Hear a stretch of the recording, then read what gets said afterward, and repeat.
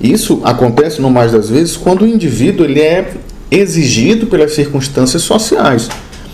Então, este indivíduo, tendo sido frustrado em ser, se ele tiver a necessidade de trabalhar, de circular ao longo dos dias e semanas para ganhar o seu sustento e manter contato com as demais pessoas, ele vai em algum momento ser exigido, né? Ele vai ter que lidar com determinadas exigências formais do próprio ambiente social no qual ele se insere.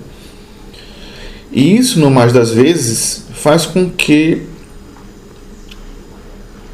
haja uma espécie de contato, protocolar ou não, com pessoas que vão querer sondar as suas opiniões sobre as situações corriqueiras, né, da vida pública e da vida em geral. Então, ao tirá-lo de dentro de si por meio desses diálogos prosaicos da vida cotidiana, próprio do ambiente de trabalho, onde quer que ele circule, ele vai fazê-lo de maneira muito particular. Então, este indiferente ele só sai do seu casulo, que é uma espécie de réplica intrusiva da camada epidérmica perdida, quando as circunstâncias trazidas pela vida social e, sobretudo, pelo trabalho, pela vizinhança, pelos encontros e desencontros da vida cotidiana, assim o exigem. Então, perguntas como: e então? Qual é a sua opinião sobre aquele político X? És a favor ou não da descriminalização das drogas e do aborto? Isso faz com que ele seja retirado à força de sua cripta de alheiamento. Ou seja, isso faz com que ele seja retirado forçosamente de si mesmo. Então, essa fala pública colocará o indiferente numa incômoda necessidade de saída de si. Sabe? É como se tivesse que, nesse momento, ele não tivesse saída, ele tivesse que se posicionar. Isso acaba punindo pela perda de cumplicidade daqueles que rodeavam quando ele estava em A. É como se fosse um processo de punição que a própria vida social acaba trazendo à tona no instante em que exige dos indivíduos um pertencimento. Então, neste caso, em D, o indiferente ele tenderá a alternar ou um silêncio evasivo, próprio de sua clausura interior, um pessimismo, que corresponde à sua mortificação, ou o cinismo, que por via da compensação o vestirá em uma supra-importância maníaca. Então perceba, a fala pública que vai exigi-lo opinião faz com que ou ele permaneça em silêncio, tá, que é muito próprio da clausura dele mesmo, essa redoma criada ao redor de si mesmo, ou leva a declarações eminentemente pessimistas que correspondem a um estágio de mortificação, ou, em casos extremos, isso acaba exigindo um certo cinismo, que é como se fosse uma via de compensação que lhe dá uma supra-importância maníaca. Então, por alguns instantes, caso ele recorra ao silêncio, aquilo o trará uma certa tranquilidade, intranquilidade, aliás. Ou seja, as pessoas caçoarão dele. Tá? Isso vai exigir, em certos casos, que ele acabe se posicionando. Então, ao se posicionar, ou ele vai respondê-las de maneira pessimista, ou ele vai dissimular um otimismo para cinicamente agradar a maioria. Então, nada ilustra melhor o seu brilho e vaidade que o cinismo. Então, o indiferente, instado pelas circunstâncias sociais do meio em que ele se projeta, tão logo seja exigido para dar opinião, que por sua vez é como se fosse uma punição pelo grupo ou pelo pertencimento que ele perdeu, ele pode, no mais das vezes, tendo sido exigido, para além do silêncio, ele pode recorrer a esse pessimismo ou a um otimismo dissimulado, que é o cinismo. Então, em recorrendo ao cinismo, aquela parcela de indiferença que se projeta, seja uma conversa, seja num conjunto de atos, como uma versão escorregadia do caráter, acaba se dando entre a malícia e a ironia.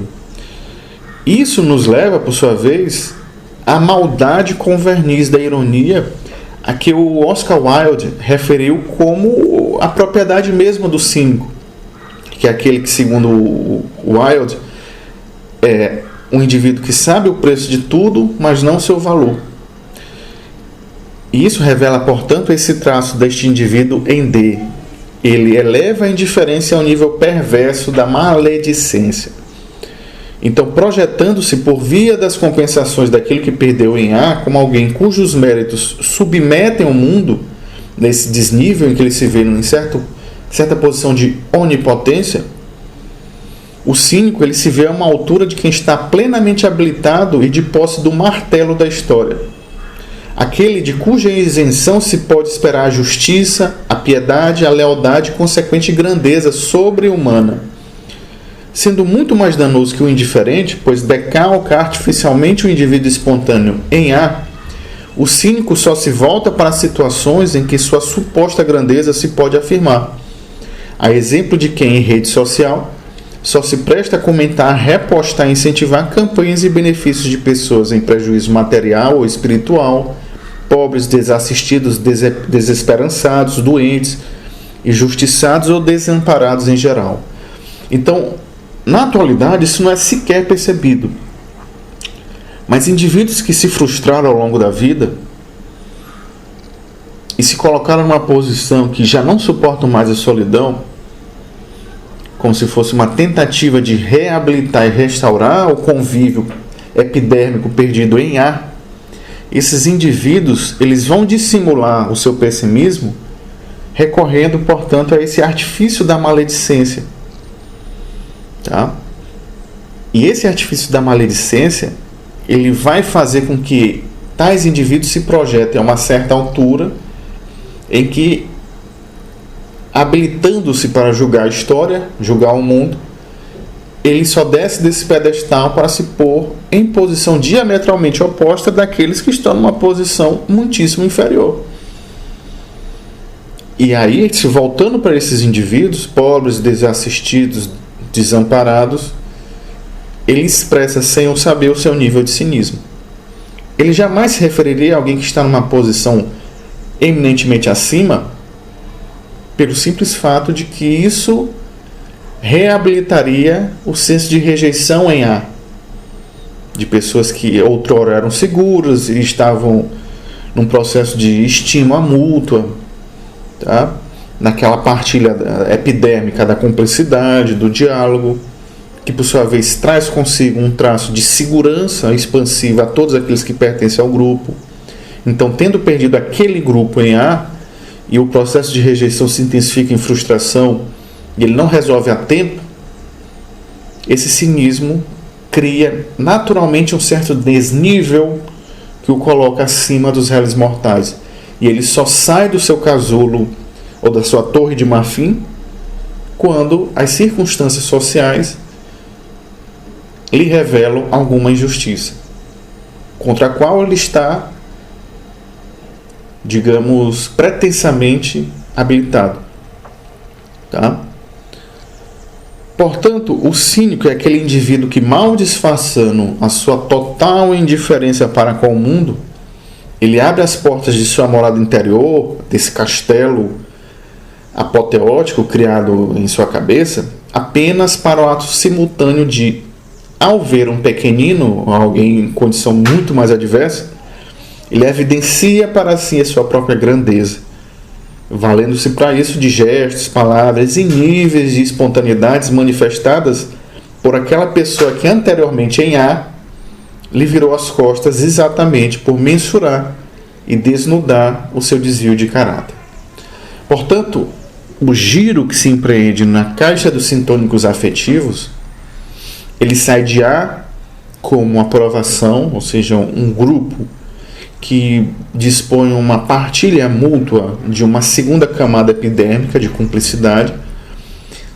Aqueles que não conseguem suprir as suas expectativas neste grupo recorrem a um processo de rejeição, elas interiorizam e introvertem uma rejeição e tomam distância, e essa distância decorre do fato de que é como se elas não quisessem suportar aquilo que em determinado momento se assemelhou a elas, e aí é natural que se crie essa barreira. No instante que esse indivíduo é incapaz de criar meios de saída dessa situação e encontrar uns novos grupos e amizades reparadoras para relocá-la em A, caso ele não consiga empreender este giro, este movimento, essa rejeição ela pode se agravar até C, que seria, portanto, a indiferença. E a indiferença é um processo de intrusão de uma frustração que faz com que aquilo que outrora era marcado pela proximidade se introverta como distância. Então o indivíduo ele se sobrepõe, digamos, a si mesmo em detrimento do mundo. Ele intensifica um processo de certa onipotência, ele se coloca numa posição de injustiçado e se distancia do mundo. Então o que ele projeta é a sua ausência, já não é mais a sua presença como em A.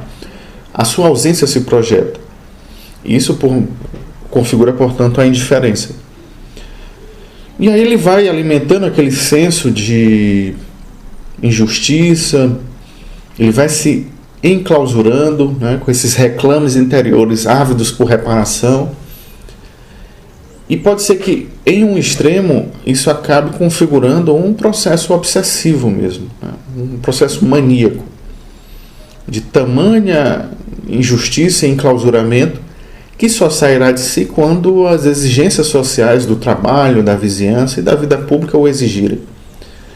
E neste instante, só sairá com a perspectiva de tomar posição, né, tomar partido das coisas. O que exigirá, por sua vez, que ele lance opiniões acerca daquilo que lhes fora instigado. E esse processo é como se fosse uma espécie de punição por aquilo que ele perdeu em A.